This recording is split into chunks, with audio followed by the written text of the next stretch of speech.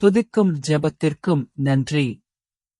நீண்ட நாட்களுக்குப் பிறகு நாம் நமது 6வது புத்தகத் தொடரான உடன்படிக்கை சத்தியத்தின் நித்திய பிரதான ஆசாரியர் the eternal high priest of the covenantal oath என்பதற்கு திரும்புகிறோம். இந்த தொடரில் இன்று நாம் படிப்போம். அடுத்த வாரத்திலிருந்து 7வது புத்தகத்தை பற்றிய தொடரைத் தொடங்குவோம். 7வது புத்தகம் தலைமுறை தலைமுறைக்குமான உடன்படிக்கை, 10 கட்டளைகள், மோசே சீனாய் மலைக்கு ஏறிச் சென்றது மற்றும் 10 கட்டளைகளின் விரிவான விளக்கங்கள் பற்றியது. எனவே அடுத்த வாரத்திலிருந்து அந்த தலைப்புகளைப் படிப்போம். ஆனால் இன்று இந்த விரிவுரை தொடரின் கடைசி பகுதியாக இருந்தாலும் அனைவரும் புத்தகத்தை வாங்கி விரிவாக வாசிக்குமாறு நான் மிகவும் ஊக்குவிக்கிறேன். ஏனெனில் நான் எல்லாவற்றையும் உள்ளடக்கவில்லை. புத்தகத்தில் உள்ளவற்றில் பாதியை கூட அல்லது 1/3 ஒரு பங்கை கூட நான் உள்ளடக்கவில்லை. அது ஆங்கிலத்தில் இருப்பதால் உங்களை வாசிக்கும்படி என்னால் நம்பிக்கையுடன் ஊக்குவிக்க முடிகிறது. சரிதானே? உங்களுக்கு நினைவிருக்கிறதா? சரி, இப்போது நித்திய பிரதான ஆசாரியராகிய இயேசு கிறிஸ்துவைப் பற்றி பேசுவோம். எபிரெயர் 5ஆம் அதிகாரம் வசனங்கள் 7 முதல் 14 வரை. எபிரெயர் 5, 7 முதல் 14 வரை. இன்று நாம் மாறி மாறி வாசிப்போம். நான் 7ஆம் வசனத்தை வாசிக்கிறேன், நீங்கள் 8ஆம் வசனத்தை வாசிக்கலாம்.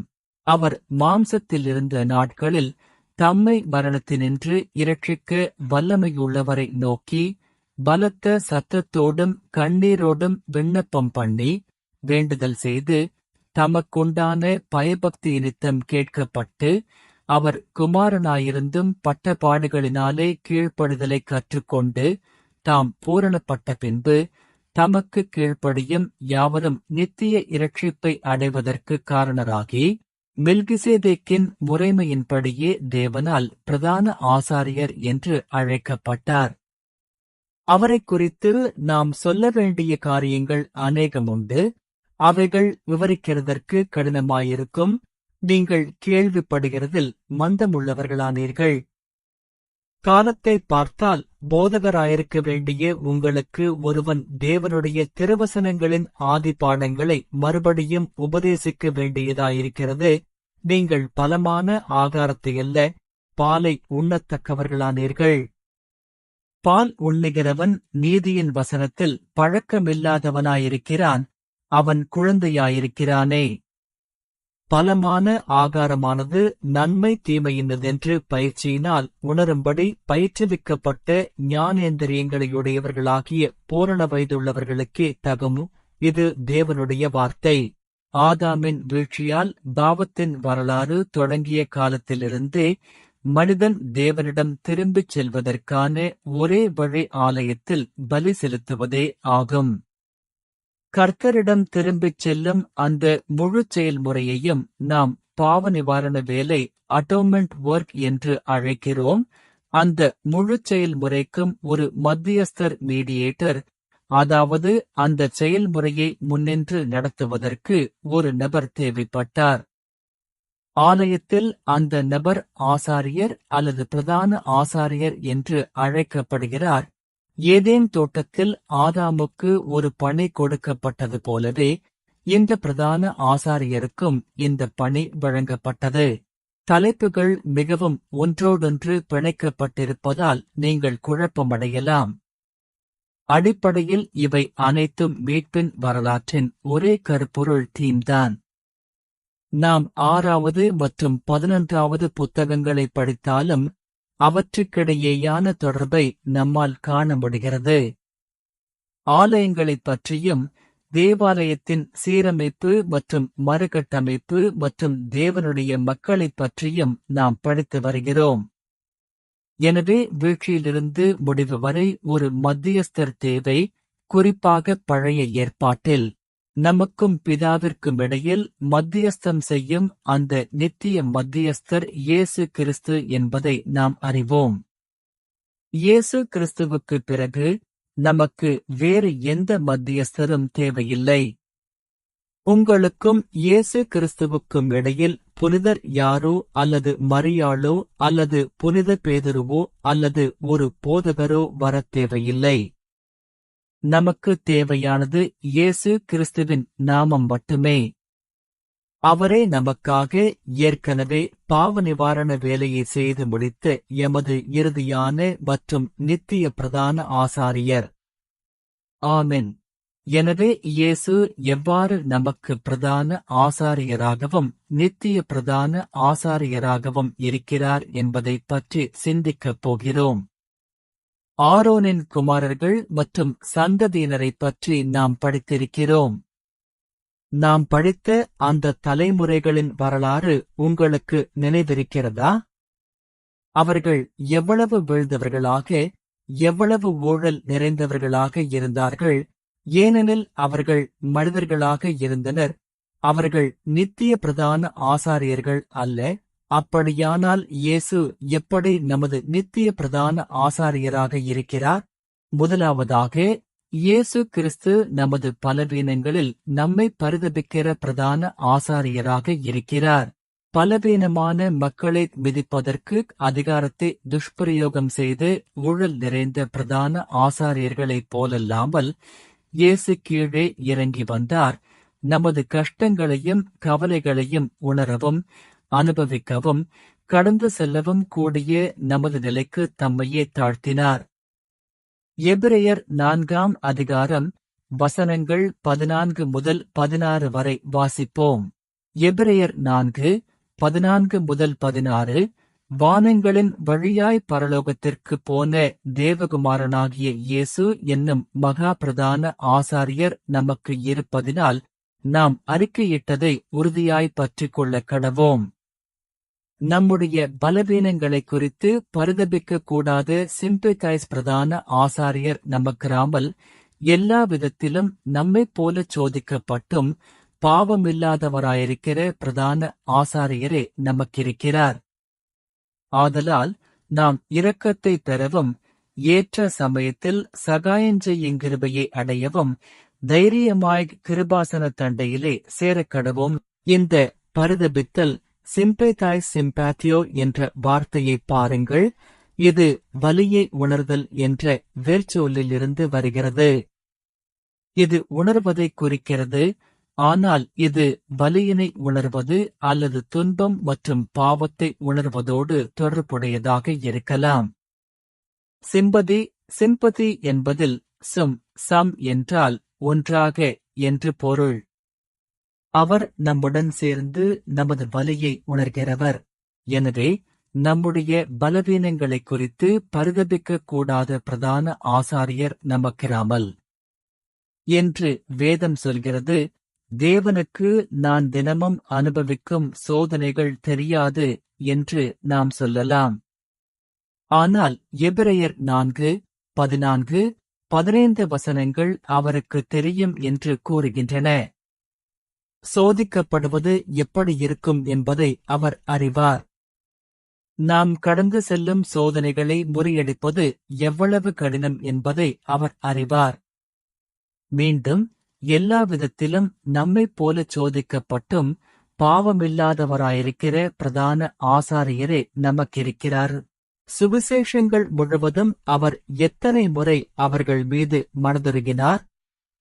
மத்தேயு 9ஆம் அதிகாரம் 36ஆம் வசனம், மத்தேயு 14:14, 15, 32, 20, 34, மார்க்கு 1ஆம் அதிகாரம் 41ஆம் வசனம், 6ஆம் அதிகாரம் 34ஆம் வசனம், லூக்கா 7ஆம் அதிகாரம் 12 மற்றும் 13ஆம் வசனங்கள் ஆகியவற்றை பட்டியலிடுகிறேன். இயேசு நமது வடிவத்தில் நமது பலவீனத்தோடு கீழே இறங்கி வந்தார். நம்மைப் போலவே மட்டுப்படுத்தப்பட்டவராக, கழிவறைக்குச் செல்ல வேண்டியவராக, நோய்வாய்ப்பட்டவராக, எல்லா விதமான பாதிப்புகளுக்கும் உள்ளானவராக, காலம் மற்றும் இனத்தால் மட்டுமல்ல, வயது மற்றும் நோயினாலும் மட்டுப்படுத்தப்பட்டவராக இருந்தார். இயேசு கீழே இறங்கி வந்தார். அதன் மூலம் அவர் நம்மோடு இருக்கவும், நம் உணர்வுகளை உணரவும், நாம் எதைக் கடந்து போகிறோம் என்பதை அனுபவிக்கவும் முடிந்தது. அவர் சிலுவையில் அறையப்படும் வரை எல்லா வழிகளிலும், எல்லா விதங்களிலும் சோதிக்கப்பட்டார். வறுமை, நோய், நிராகரிப்பு, பசி, குளிர். எனவே அவரது முழு வாழ்நாளும் நூலாசிரியர் மதிப்பிற்குரிய ஆபிரகாம் பார்க் அவர்கள் மற்ற பிரசங்கங்களில் கூறியது போல, இயேசு சிலுவையில் தொங்கிக் கொண்டிருந்தபோது அல்லது நமக்காக மரித்தபோது, உங்களால் 2000 ஆண்டுகளுக்கு முந்தைய அந்த சிலுவை மரண நிகழ்வோடு தொடர்புபடுத்த முடியாவிட்டால், நீங்கள் இப்படி சிந்திக்கலாம்: உங்கள் வாழ்க்கையில் நீங்கள் எப்பொழுதும் அனுபவிக்கும் உங்கள் நோய்கள் அனைத்தையும், உங்கள் வலிகள் அனைத்தையும் இயேசு ஏற்றுக்கொண்டார். நமது சோகம், மனச்சோர்வு, நோய், புற்றுநோய், நிராகரிப்பு, துயரங்கள் என அனைத்தையும் ஒன்றாகச் சேர்த்து அவர் மீது கொட்டினோம். அவர் அனைத்தையும் ஏற்றுக்கொண்டார். அவர் அனைத்தையும் ஒரே நேரத்தில் அனுபவித்தார், எனக்காக மட்டுமல்ல, அனைத்து மனிதகுலத்திற்காகவும். அதனால்தான் அவரால் நான் உன்னை பரிதபிக்கிறேன் என்று சொல்ல முடிகிறது. எனவே நாம் இயேசுவிடம் ஜெபிக்கும்போது, இயேசு என்னை பரிதபிக்கிறார், நான் எதைக் கடந்து போகிறேன் என்பது இயேசுவுக்குத் தெரியும் என்பதை நீங்கள் உணர்ந்து நம்ப வேண்டும் என்று நான் மனதார ஜெபிக்கிறேன். இயேசுவுக்குத் தெரியும், அவர் ஏற்கனவே அதை அனுபவித்திருக்கிறார். நான் அதைச் செய்தேன், நான் பாவமில்லாமல் அதைக் கடந்து வந்தேன், உன்னாலும் முடியும் என்கிறார். ஆமென். இரண்டாவதாக, இயேசு கிறிஸ்து மட்டுமே பிரதான ஆசாரியத்துவத்தின் உண்மையான தகுதிகளைக் கொண்ட ஒரே பிரதான ஆசாரியர். ஆரோனின் வரிசையில் வந்த பிரதான ஆசாரியர்களின் வம்ச வரலாறு மற்றும் தலைமுறைகள் மூலம் அவர்களில் பலர் பிரதான ஆசாரியராக இருக்க தகுதியற்றவர்களாக இருப்பதைக் கண்டோம். எபிரெயர் 5ஆம் அதிகாரம் 1 முதல் 10 வரையிலான வசனங்கள் பிரதான ஆசாரியரின் தகுதிகளைப் பற்றி விவாதிக்கின்றன. தேவனுடைய மக்களின் பிரதிநிதியாக, பிரதான ஆசாரியர் தேவனுடைய கட்டளையின்படி பலிகளை செலுத்த மகா பரிசுத்த ஸ்தலத்திற்குள் தனியாகச் சென்று பாவங்களுக்காக பாவ நிவாரணம் செய்ய வேண்டும். மக்கள் தேவனுடன் சரியான உறவை வளர்த்துக் கொள்வதற்கு அவர்களை வழிநடத்துவதே அவரது கடமையாகும். எனவே பிரதான ஆசாரியருக்கு 2 முக்கிய தகுதிகள் உள்ளன. பிரதான ஆசாரியர் மனுஷரிலிருந்து தெரிந்து கொள்ளப்பட வேண்டும். அவர் மனிதர்களுடன் தொடர்பு கொள்ளக்கூடியவராக இருக்க வேண்டும். அடிப்படையில் அவர் ஒரு மனிதராக இருக்க வேண்டும். இல்லையா? இயேசு நம்மை பரிதபிப்பது போலவே, அவரும் தேவனுடன் தொடர்பு கொள்ள வேண்டும் அல்லது அந்த ஆவிக்குரிய தொடர்பைக் கொண்டிருக்க வேண்டும். எனவே அவர் இரண்டுமே செய்யக்கூடியவராக இருக்க வேண்டும். ஆதாம் அப்படித்தான் படைக்கப்பட்டார். ஆதாம் படைப்புகளுடன் தொடர்பு கொள்ளவும், அதே நேரத்தில் தேவனோடு பேசவும் கூடிய வகையில் தேவன் அவரை படைத்தார். நீங்களும் நானும் அத்தகைய மனிதர்களாக மாற வேண்டும் என்று நான் நம்புகிறேன். மற்றவர்களுடனும் அதே நேரத்தில் தேவனோடும் தொடர்பு கொள்ளக்கூடிய நபராக நாம் மாற வேண்டும். அதுதான் சிலுவையை உருவாக்குகிறது, இல்லையா?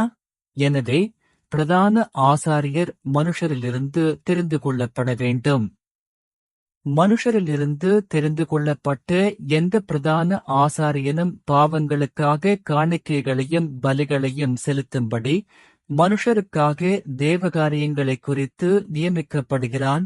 யோவான் 1ஆம் அதிகாரம் 14ஆம் வசனம் சொல்கிறது, அந்த வார்த்தை மாம்சமாகி நமக்குள்ளே வாசம் பண்ணினார்.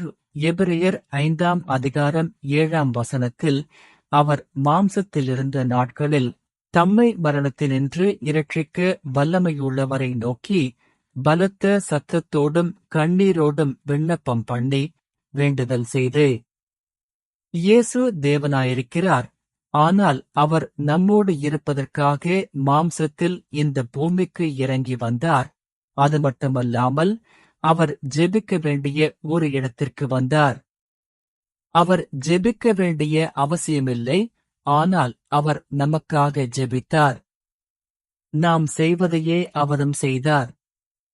அதற்கு ஒரு காரணம், நமக்காகவும் அதே நேரத்தில் நாம் தேவனுடைய குமாரர்களாகவும் குமாரத்திகளாகவும் அழைக்கப்படுவதற்கு தத்தெடுக்கப்பட்ட பிள்ளைகளாக என்ன செய்ய வேண்டும் என்பதற்கு ஒரு முன்மாதிரியை காட்டுவதற்கும் ஆகும்.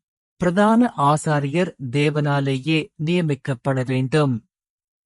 எபிரெயர் 5:4 மேலும் ஆரோனைப் போல தேவனால் அழைக்கப்பாலல்லாமல் ஒருவனும் இந்த கனமான ஊழியத்திற்கு தானாய் முற்படுகிறதில்லை.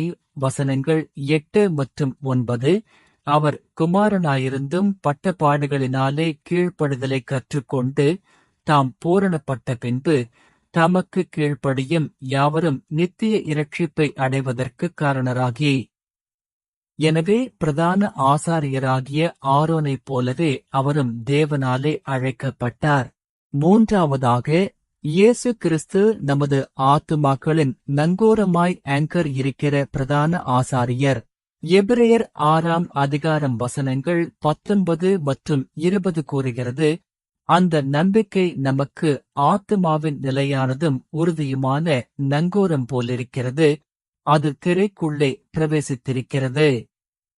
நமக்கு முன்னோடியாயிருக்கிற இயேசு மெல்கிசேதேக்கின் முறைமையின்படி நித்திய காலமும் பிரதான ஆசாரியராய் அந்த திரைக்குள்ளே பிரவேசித்திருக்கிறார். ஒரு நங்கூரம் என்ன செய்யும்? படகு அல்லது கப்பல் மிதந்து சென்று விடாமல் இருப்பதை அது உறுதி செய்யும். அது அசையாமல் இருக்கும். காற்று மற்றும் அலைகள் இருந்தாலும் படகு அசையாமல் இருக்கும், இல்லையா? மெல்கிசேதேக்கின் முறைமையின்படி இயேசு நித்திய பிரதான ஆசாரியரானார். இயேசுவை நமது நித்திய பிரதான ஆசாரியராக ஏற்றுக்கொண்டால் அவர் நமது வாழ்வியல் நங்கூரமாக மாறுகிறார். அவர் இருக்கும்போது நாம் அதிகமாக அசையக்கூடாது. ஆனால் இந்த உலகத்தின் அலைகளாலும் பாவம் மற்றும் சோதனைகளாலும் நீங்கள் இங்கும் அங்கும் அலைக்கழிக்கப்படும் போது நீங்கள் நமது வாழ்வியல் நங்கூரத்துடன் இணைக்கப்பட்டிருக்கிறீர்களா? அல்லது நான் இயேசுவை நம்புகிறேன் என்று மட்டும் நினைக்கிறீர்களா? சமீப காலமாக நான் இதை அடிக்கடி சொல்வதை நீங்கள் கவனிக்கிறீர்களா? நீங்கள் உண்மையிலேயே இயேசுவை நம்புகிறீர்களா? இது நான் என்னையே கேட்டுக்கொள்ளும் ஒரு கேள்வி. நாம் நம்மையே கேட்டுக்கொள்ள வேண்டிய ஒன்று. ஏனெனில் பல கிறிஸ்தவர்கள் அல்லது பல நேரங்களில் நானே என்னை கேட்டுக்கொள்ளலாம், நான் என்னையே ஏமாற்றிக் கொள்கிறேனா?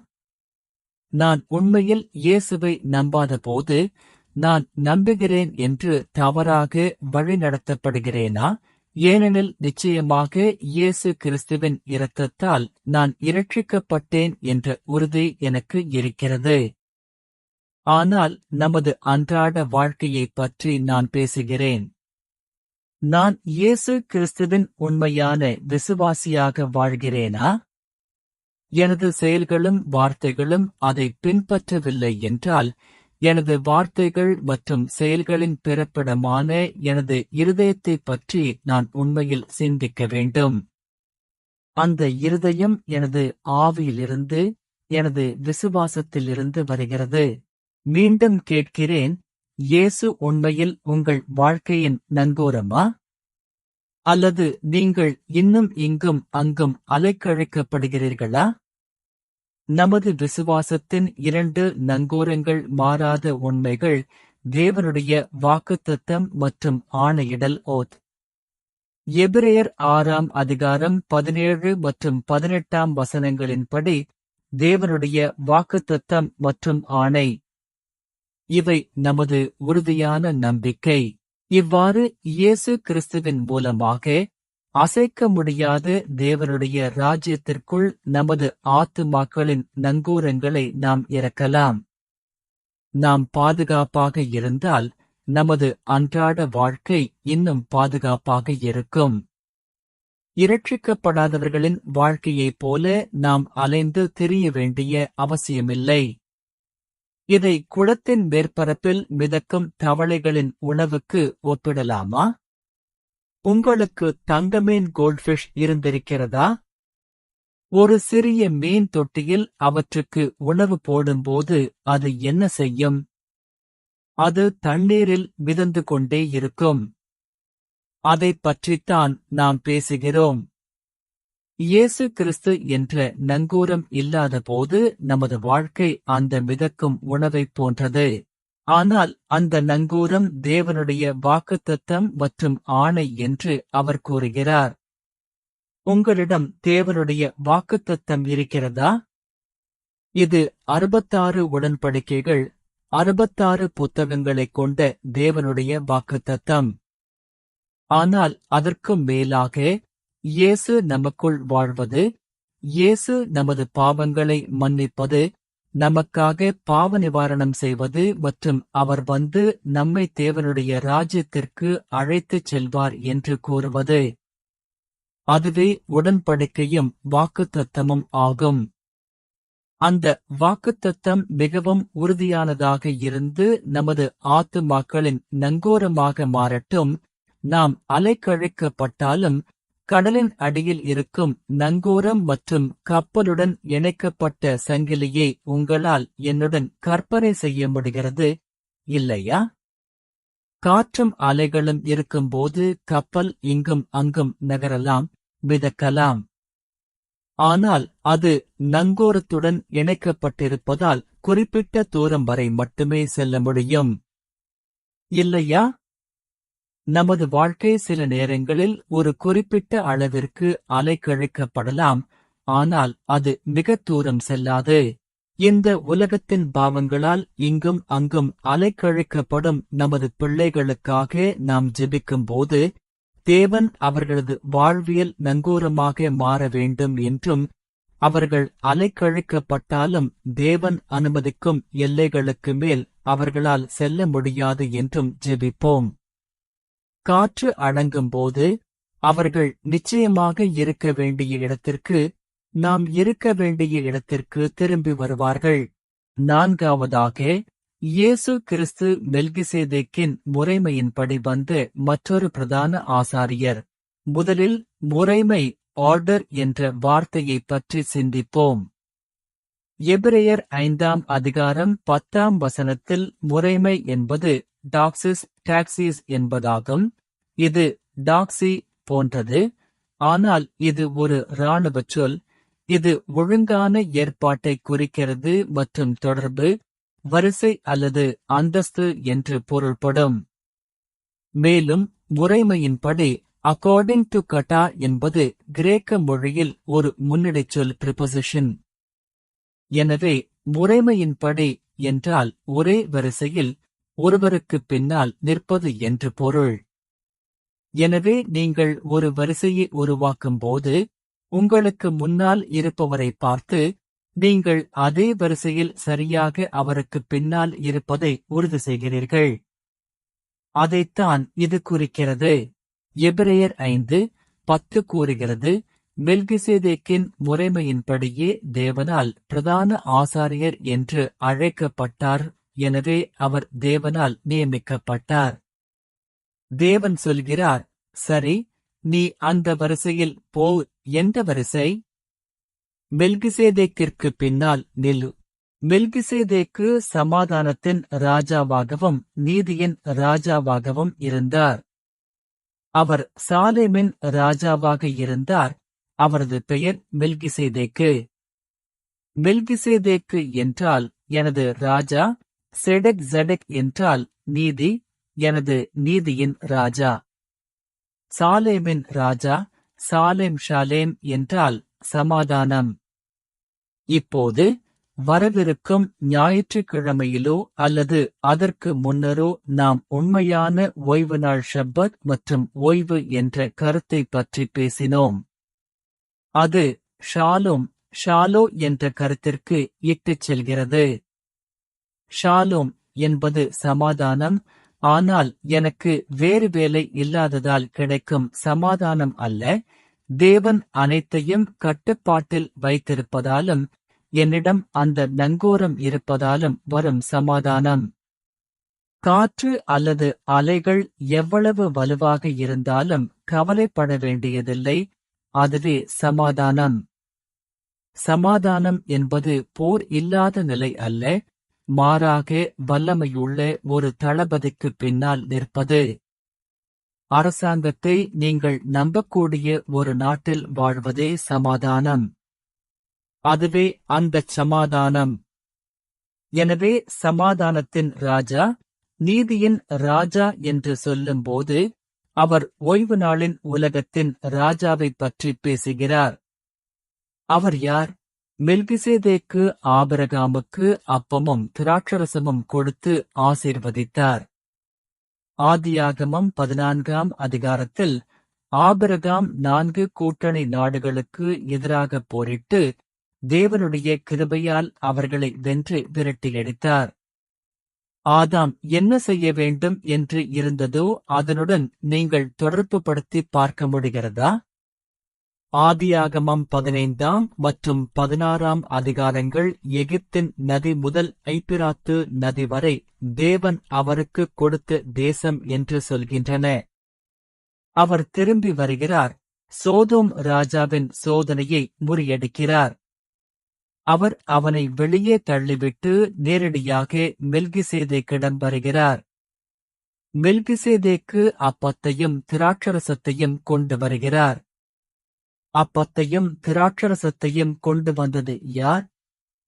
சோதோம் ராஜாவின் சோதனையையும் சர்ப்பத்தின் சோதனையையும் முறியடிப்பவர்கள் மட்டுமே அப்பத்தையும் திராட்சரசத்தையும் கொடுப்பவரிடம் வர முடியும். ஆபிரகாம் அவரை சந்தித்த போது அப்பத்தையும் திராட்சரசத்தையும் கொண்டு வந்தவருக்கு அவர் என்ன செய்தார்? அவர் தனது கொள்ளைப் பொருட்களில் 10 பாகத்தை தசம பாகம் செலுத்தினார். எபிரெயர் 7ஆம் அதிகாரம் 4ஆம் வசனம் மற்றும் அதைத் தொடர்ந்து வரும் வசனங்கள் இந்தச் சம்பவத்தைப் பற்றி ஆபிரகாம் மெல்கிசேதேக்கிற்கு 10 பாகத்தை கொடுத்தது மற்றும் மெல்கிசேதேக்கு ஆபிரகாமை ஆசீர்வதித்தது பற்றி நமக்கு கூறுகின்றன. நாம் அந்த பகுதிக்கு திரும்புவோம். இந்த மனுஷன் எவ்வளவு பெரியவனாயிருக்கிறான் என்று பாருங்கள். கோத்திரபிதாவாகிய ஆபிரகாம் கொள்ளையிடப்பட்ட பொருள்களில் 10 இவனுக்கு கொடுத்தான். லேவியின் புத்திரரில் ஆசாரிய ஊழியத்தை பெறுகிறவர்கள் ஆபிரகாமின் அறையிலிருந்து வந்தவர்களாயிருந்தும் நியாயப்பிரமாணத்தின்படி ஜனங்களிடத்தில், அதாவது தங்கள் சகோதரரிடத்தில் 10 வாங்க கட்டளையடைந்திருக்கிறார்கள். அப்படிப்பட்ட வம்சவரிசையில் வராதவனாகிய இவன் ஆபிரகாமிடத்தில் 10 வாங்கி வாக்குத்தத்தங்களை பெற்றவனை ஆசீர்வதித்தான். உயர்ந்தவனாலே தாழ்ந்தவன் ஆசீர்வதிக்கப்படுவான் என்பதற்கு சந்தேகமில்லை. எனவே இந்த வசனத்தின்படி யாரை விட யார் பெரியவர்? மெல்கிசேதேக்கு. பின்னர் அவர் மற்றொரு பிரதான ஆசாரியர் என்று சொல்லப்படுகிறார். அதன் பொருள் என்ன? மற்றொரு பிரதான ஆசாரியர் வசனங்கள் 11 முதல் 19 வரை. அன்றியும் லேவியராகிய ஆசாரியர் மூலமாய் பூரணமுண்டாயிருக்குமானால் அதற்கடுத்தல்லவா ஜனங்கள் நியாயப்பிரமாணத்தை பெற்றார்கள். ஆரோனுடைய முறைமையின்படி எண்ணப்படாமல் மெல்கிசேதேக்கின் முறைமையின்படி எழும்பத்தக்க வேறொரு ஆசாரியர் வேண்டியதென்ன? ஆசாரியத்துவம் மாற்றப்பட்டால் நியாயப்பிரமாணமும் மாற்றப்பட வேண்டியதாகுமே. இதை நீங்கள் கவனித்தீர்களா? இங்கே ஆசாரியத்துவத்தில் ஒரு மாற்றம் ஏற்பட்டது. ஆரோனின் முறைமையின்படி இருந்த ஆசாரியத்துவம் ஏற்கனவே ஊழல் நிறைந்து அழிந்துவிட்டதை நாம் அறிவோம். இதற்கு சற்று முன்னதாக அவர் என்ன சொன்னார் என்றால், நீங்கள் மெல்கிசேதேக்கை பற்றி அறிய விரும்பினால் நீங்கள் குழந்தைகளாகவோ அல்லது முதிர்ச்சியற்றவர்களாகவோ இருக்கக்கூடாது, பலமான ஆகாரத்தை உண்ணக்கூடியவர்களாக இருக்க வேண்டும். பின்னர் அவர் இயேசு கிறிஸ்துவின் ஆதிபாடங்களை மட்டும் பின்பற்றாமல் நீதியின் வசனத்தை பின்பற்ற வேண்டும் என்றார்.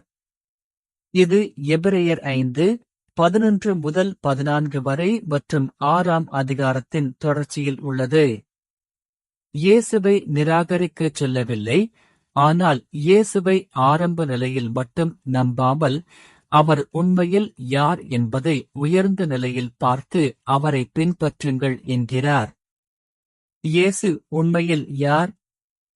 எபிரேயர் புத்தகத்தின் ஆசிரியர் கூறுகிறார், இயேசு நீங்கள் நினைப்பது மட்டுமல்ல, அவர் மாம்ச வடிவில் இந்த பூமிக்கு வந்த தேவகுமாரன் மட்டுமல்ல, அப்போஸ்தலனாகிய யோவான் சொல்வது போல, ஆதியிலிருந்தே படைத்த வார்த்தையாக வேர்ட் அவர் இருக்கிறார்.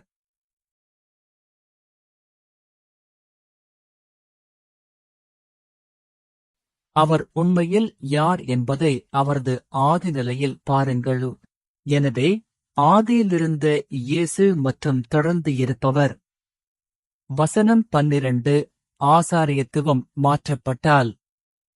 வசனம் 13 எந்த கோத்திரத்தைச் சேர்ந்தவன் பலிபீடத்தருகே பணிவிடை செய்யவில்லையோ, அந்த வேறொரு கோத்திரத்திற்குரியவராகிய நம்முடைய கர்த்தர் யூதா கோத்திரத்தில் பிறந்தார் என்பது பிரசித்தமாயிருக்கிறது. அந்த கோத்திரத்தாரை குறித்து மோசே ஆசாரியத்துவத்தைப் பற்றி ஒன்றும் சொல்லவில்லையே. அழியாத ஜீவனுக்குரிய வல்லமையின்படி வேறொரு ஆசாரியர் மெல்கிசேதேக்குக்கு ஒப்பாய் எழும்புகிறார் என்பது இன்னும் அதிக பிரசித்தமாய் விளங்குகிறது. எனவே அவர் வம்ச வரலாறு அல்லது மாம்ச பிரமாணத்தின்படி ஆசாரியராகவில்லை, மாறாக மெல்கிசேதேக்கின் முறைமையின்படி ஆசாரியரானார். முன்னிருந்த கட்டளை பலவீனத்தினாலும் பயனற்றதனாலும் மாற்றப்பட்டது. நியாயப்பிரமாணம் ஒன்றையும் பூரணப்படுத்தவில்லை, அதற்கு கைமாறாக விசேஷித்த நம்பிக்கையும் புகுத்தப்பட்டது. அந்த நம்பிக்கையினாலே நாம் தேவனிடத்தில் சேருகிறோம். உங்களுக்கு எது வேண்டும்? எனவே அழியாத ஜீவனுக்குரிய அந்த வல்லமையை நாமும் பெற்றுக்கொள்வோம். இயேசு கிறிஸ்து ஆரோனின் வம்சத்தைச் சேர்ந்த பிரதான ஆசாரியர் அல்ல, மாறாக யூதா கோத்திரத்தைச் சேர்ந்த மற்றொரு பிரதான ஆசாரியர். அதை நாம் வாசித்தோம். இயேசு கிறிஸ்து அழியாத ஜீவனுக்குரிய வல்லமையின்படி மற்றொரு பிரதான ஆசாரியராக இருக்கிறார். மெல்கிசேதேக்கின் முறைமையின்படி பிரதான ஆசாரியராக மாறுவதற்கு அதுவே தகுதியாகும். இயேசு அதைத்தான் நமக்கு கடத்த விரும்புகிறார் என்று நான் நம்புகிறேன். நாம் இயேசு கிறிஸ்துவிடமிருந்து அதைத்தான் சுதந்தரிக்க வேண்டும். உங்களிடம் அது இருக்கிறதா? நீங்கள் அங்கே இருக்கிறீர்களா? இன்னும் இல்லையா? உங்களுக்கு தெரியாதா? இப்போதெல்லாம் நீங்கள் விஷயங்களை மறந்துவிடுகிறீர்களா? மறந்துவிட்டீர்களா? பாருங்கள், இயேசு மீண்டும் நான் உங்களை குழப்புகிறேன் என்று நினைக்கிறேன், ஆனால் உங்களை இன்னும் கொஞ்சம் குழப்ப ஒரு படி மேலே செல்வோம். இயேசு கிறிஸ்துவின் வம்ச வரலாற்றைப் பற்றி நாம் பேசுகிறோம். இயேசுவுக்கு உண்மையில் வம்ச வரலாறு இருக்கிறதா?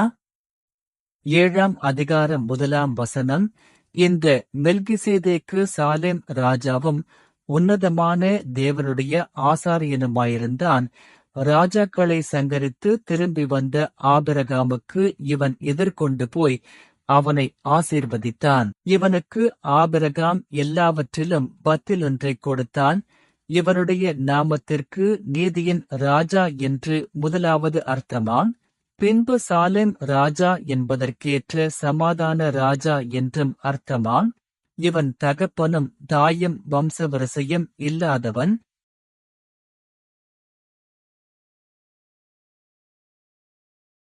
இவன் நாட்களின் ஆரம்பமும் ஜீவனின் முடிவுமுள்ளவனுமல்ல, தேவகுமாரனுக்கு ஒப்பானவனாய் என்றென்றைக்கும் ஆசாரியனாக நிலைத்திருக்கிறான். அவர் யாரைப் பற்றி பேசுகிறார்? மெல்கிசேதேக்கை பற்றி. ஆனால் அவர் தேவகுமாரனாகிய இயேசுவைப் போல இருக்கிறார் என்கிறார். அப்படியானால் இயேசுவுக்கு வம்ச வரலாறு இருக்கிறதா இல்லையா? உங்களை பிடித்துவிட்டேன். ஆம் என்று சொன்னால் நீங்கள் சிக்கலில் இருப்பீர்கள், இல்லை என்று சொன்னால் நீங்கள் சிக்கலில் இருப்பீர்கள். இயேசுவை புரிந்து கொள்வதில் இரண்டு வெவ்வேறு நிலைகள் உள்ளன. அவர் மாம்சத்தில் வந்தபோது, அவர் மாம்சத்தில் வந்த இயேசுவாக, வம்ச வரலாற்றில் வந்தவராக நாம் அவரை புரிந்து கொள்கிறோம். மீட்பின் வேலை அந்த வம்ச வரலாறு வழியாகச் செல்கிறது. ஏன்? ஏனெனில் அவர் யோசேப்பின் குமாரன் அல்ல, அவர் மரியாளரின் குமாரன் அல்ல, அவர் தேவகுமாரன். நாம் அவரைப் போல தொடர அல்லது இருக்க அனுமதிக்கும் ஒரே காரியம், நாம் அந்த அழியாத ஜீவனுக்குரிய வல்லமையை பெறும்போதுதான். அது மனித விந்து அல்லது இரத்தத்தால் அல்ல, மாம்ச சம்பந்தமான கட்டளையின் பிரமாணத்தின்படி ஏற்படுத்தப்படாமல், அழியாத ஜீவனுக்குரிய வல்லமையின்படி ஏற்படுத்தப்பட்டார். அந்த அழியாத ஜீவனின் வல்லமை இயேசுவின் தெய்வத்துவத்தை டிவினிட்டி வலியுறுத்துகிறது. மெல்கிசேதேக்கு தகப்பனும் தாயும் இல்லாதவராக இருந்தது போல, இயேசு ஒரு புருஷனுக்கும் மனைவிக்கும் இடையிலான இயற்கையான உறவின் மூலம் பிறக்கவில்லை. அவர் பரிசுத்த ஆவியினால் கருத்தரிக்கப்பட்டு மாம்சமான வார்த்தையானார். எனவே நாம் இயேசுவின் பிள்ளைகளாக, தேவனுடைய பிள்ளைகளாக இருக்க விரும்பினால் நாமும் இதை பெற வேண்டும். நாம் பரிசுத்த ஆவியினால் கருத்தரிக்கப்பட வேண்டும். நாம் அந்த பரிசுத்த ஆவியை பெற வேண்டும். நாம் அந்த அழியாத ஜீவனுக்குரிய வல்லமையை பெற வேண்டும். அது தேவனுடைய வார்த்தையின் மூலமாகவே கிடைக்கும். முடிவாக, இயேசு நமக்காக மெல்கிசேதேக்கின் முறைமையின்படி புதிய ஆசாரியத்துவத்தை திறந்து வைத்தார்.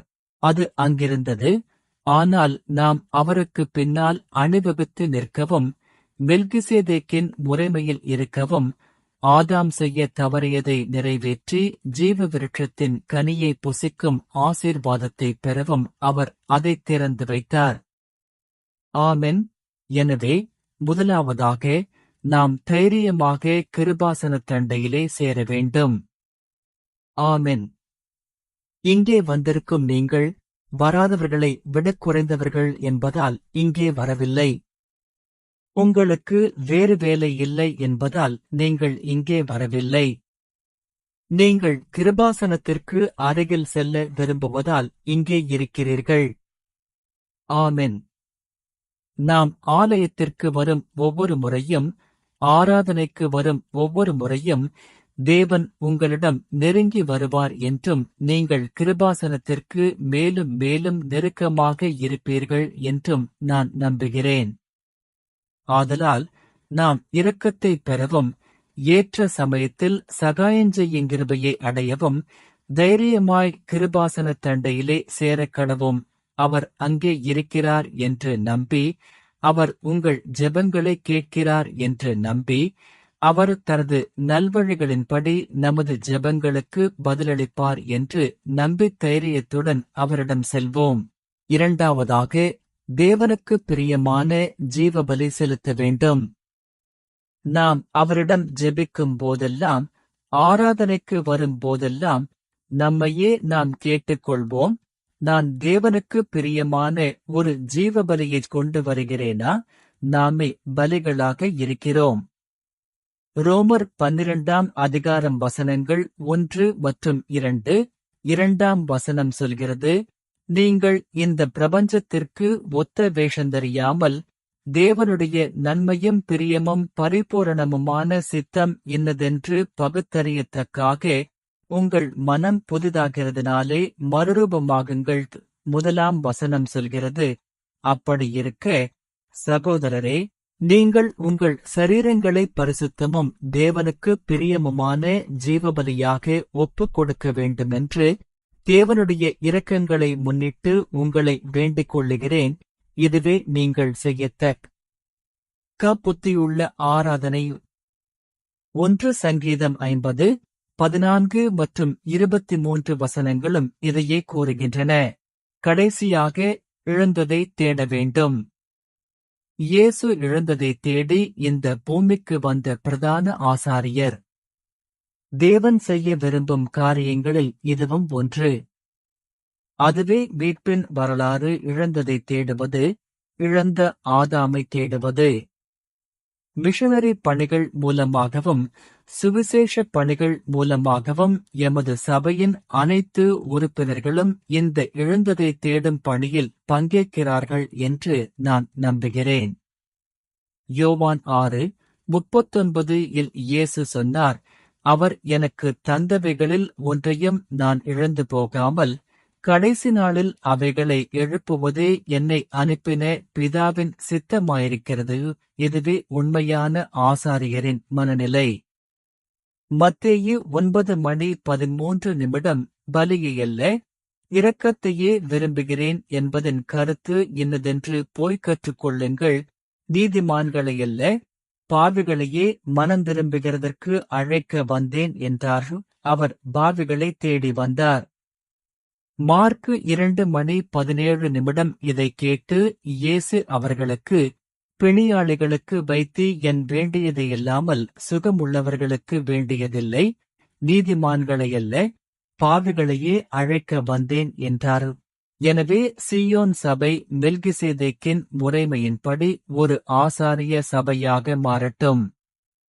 நாம் ராஜாவை அவர்களிடம் கொண்டு வர முடிந்து, அதன் மூலம் மக்களிடையே ஷாலோம், சமாதானம் மற்றும் ஓய்வு நிலவட்டும்.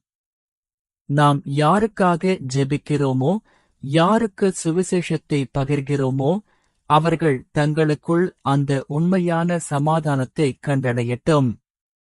நீங்கள் நன்றாக பேசுபவர் என்பதாலோ அல்லது நீங்கள் சமாதானமாக தெரிவதாலோ அது சாத்தியமல்ல.